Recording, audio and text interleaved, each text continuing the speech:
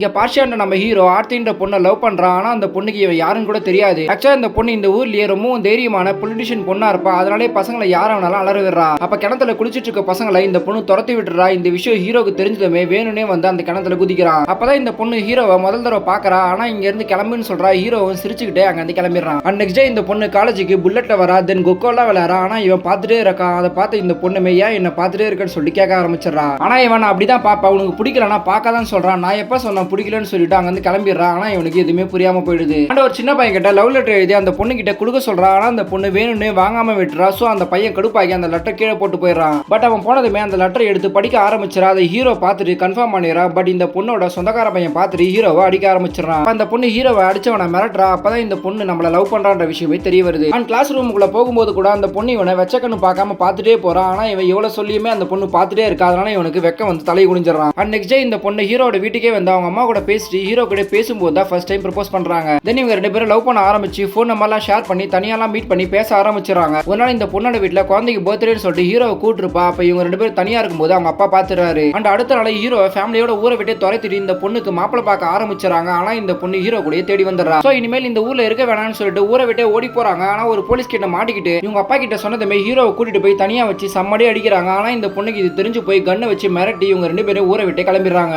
இப்ப ட்ரெயின் ஏறி மும்பைக்கு வந்துடுறாங்க. அங்க தங்க இடம் இல்லாம பஸ் ஸ்டாப்லயே தங்குறாங்க. அப்போ 4 பசங்க போலீஸ் கூப்பிடுறாங்கன்னு சொல்லிட்டு கூட்டிட்டு போய் இந்த பொண்ணு கிட்ட தப்பா நடந்துக்க பாக்குறாங்க. அப்போ ஒரு அக்கா பார்த்துட்டு இவங்களை காப்பாத்தி ஒரு ரூம் கொடுத்து இவங்களை தங்க வைக்கிறாங்க. ஆனா இந்த பொண்ணுக்கு அந்த ஏரியால ரொம்ப நாத்தடிக்குதுன்னு சொல்லிட்டு ஃபீல் பண்ணி அவங்க வீட்டு ஞாபகம் வந்துருது. பட் இவன் எல்லா இடத்தையும் கிளீன் பண்ணி வேலைக்கு போக ஆரம்பிச்சு இந்த பொண்ணு நல்லாவே பாத்துக்கிறான். அண்ட் இந்த பொண்ணுமே ஒரு இடத்துல வேலைக்கு சேர்றான். ஆனா இந்த பொண்ணு வேலைக்கு சேர்ந்ததுல இருந்தே இவனுக்கு இன்செக்யூரிட்டியா ஃபீல் ஆகுது. ஒரு நாள் இந்த பொண்ணு தியேட்டருக்கு வான்னு சொல்லிட்டு ஹீரோவை கூப்பிடுறான். ஆனா இவன் வர முடியான்னு சொல்லிடுறான். இந்த பொண்ணுமே தனியா போய் மூவி பார்த்துட்டு இருக்கா. ஆனா அதே தியேட்டர்ல இந்த பொண்ணோட ஓனருமே மூவி பார்த்துருப்பா. சோ இதை பார்த்ததுமே ரெண்டு பேருமே சந்தேகப்பட்டு திட்ட ஆரம்பிச்சிடறான். இதுவே இந்த பொண்ணு சண்டை வந்து ஊரை விட்டு கிளம்பிடலான்னு சொல்லிட்டு ட்ரெயின் ஏறிடுறான். ஆனா இவன் இந்த பொண்ணுக்காக வெயிட் பண்ணி இனிமேல் நம்ம இருக்கவே கூடாது சொல்லிட்டு செத்துடலான்னு சொல்லிட்டு முடிவு பண்ணிடுறான். பார்த்தா ஹீரோயின் உடனே வந்து இவங்க கூட சேர்ந்துடுறாங்க. ஆக்சுவலா இந்த பொண்ணு ட்ரெயின்ல இருக்கும்போது கண்ணு தெரியாத ஒரு ஹஸ்பண்ட் அண்ட் ஒய்ஃப் பிச்சை எடுத்துட்டு இருப்பாங்க. ஆனா அவ்வளவு காலத்துலயுமே அவங்க கஷ்டப்பட்டு உழைக்கிறாங்க, ஒன்னா இருக்காங்க. சோ நம்மளும் அதே மாதிரி இருக்குன்னு சொல்லிட்டு தான் வந்திருப்பா. இப்ப இவனுமே இனிமேல் இந்த பொண்ணு கூட நல்லா வாழணும்னு சொல்லிட்டு உழைக்க ஆரம்பிக்கிறாங்க. அந்த பொண்ணுமே அதே கம்பெனிலேயே பெரிய ஆளா வரா. அதே சமயம் ஹீரோவும் பைக் ஷோரூம்ல மெக்கானிக்கா வேலை செஞ்சு நல்லா போயிட்டு இருக்கு. குழந்தையும் பிறக்குது. அப்பதான் இந்த பொண்ணோட சொந்தக்காரங்களாம் பார்க்கணும்னு சொல்லிட்டு அவங்க ஊருக்கே வராங்க. அதை பார்த்தா இவங்க ரெண்டு பேருமே ரொம்ப சந்தோஷப்படுறாங்க. அண்ட் கொஞ்ச நேரத்துல இவங்க குழந்தை அழுதுகிட்டே உள்ள வந்து பாக்குது. பார்த்தா இவங்க அம்மா அப்பா ரெண்டு பேருமே இறந்து போய் கிடக்குறாங்க. அவங்க சாவடிச்சுட்டு போயிருப்பாங்க. சோ இப்போ இந்த குழந்தையுமே அனாதையாயிடுது.